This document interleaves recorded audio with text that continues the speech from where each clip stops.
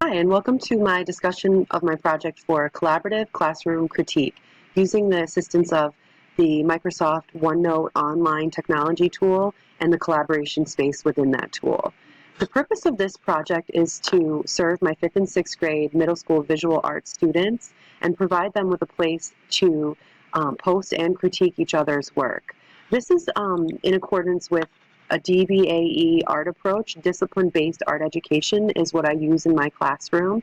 And discipline-based art education involves using examination of art history, art criticism, aesthetics, and art production. In our middle school classes, due to the fact that we meet once a week for 30 minutes, we focus mostly on art production in our time together. The benefit of this project allows my students to include art criticism and aesthetics in our curriculum in a way that maybe the time won't allow us to do during our time together. So the intention of this project is to use it outside of class time so that they can further analyze and interpret each other's work. The format is a OneNote online, which I will enter into just like a student would. When they get into OneNote online through their notebook, they are able to find the collaboration space. And inside that collaboration space, it's divided into the different artworks that they've completed. So for the foil low relief art project, we will work through the steps that they would complete as a student to analyze and interpret their own work and then the work of a classmate. To do this, they'll find their folder and they can find their artwork. And this feature is a wonderful way to catalog and archive the student work as well as give them an opportunity to analyze each other's work. As we know, middle schoolers are not the best at archiving their own work, which usually happens at the bottom of their locker. So this gives us a chance to keep a sharp image of their work so that they can look at it and analyze it using the art words that we've learned. So to complete the process of analyzing their work, I want to mention the New York State's anchor standards for responding to artwork.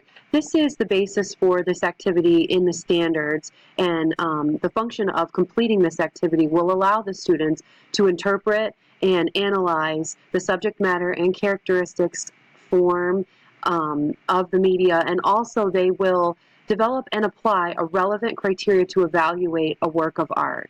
And so I talked before about using their art words, and to help develop a sense of what art words mean, I looked at the foundations of art criticism itself, which ask a student to describe, analyze, interpret, and evaluate. And, you know, it's easy to say we're going to do that, but the how to do that, the language of how to do that, is what I continue to call their art words. And in our classroom and here in their content library are those art words, which they will be able to find as a resource, and those are the elements and principles of design. So those are posted in our art room. We speak about them often in the lessons, and then they are, again, posted in this content library within the OneNote online system, so students can use these words to help complete the task of critiquing their friends and their own artwork.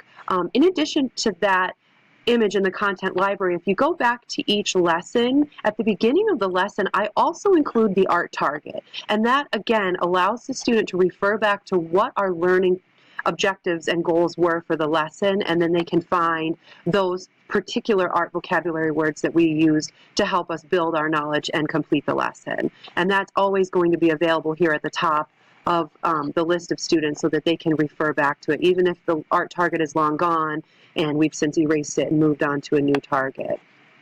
Back to the content library, I've also included 2 documents.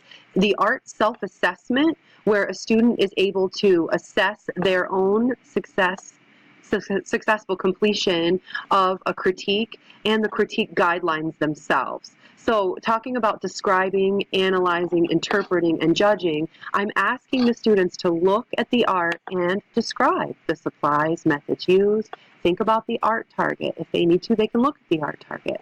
I want them to analyze, interpret. How does it make you feel? And these are all more and more options and ability to get these students talking about art, and the fact that they're writing about it is an added benefit of this activity.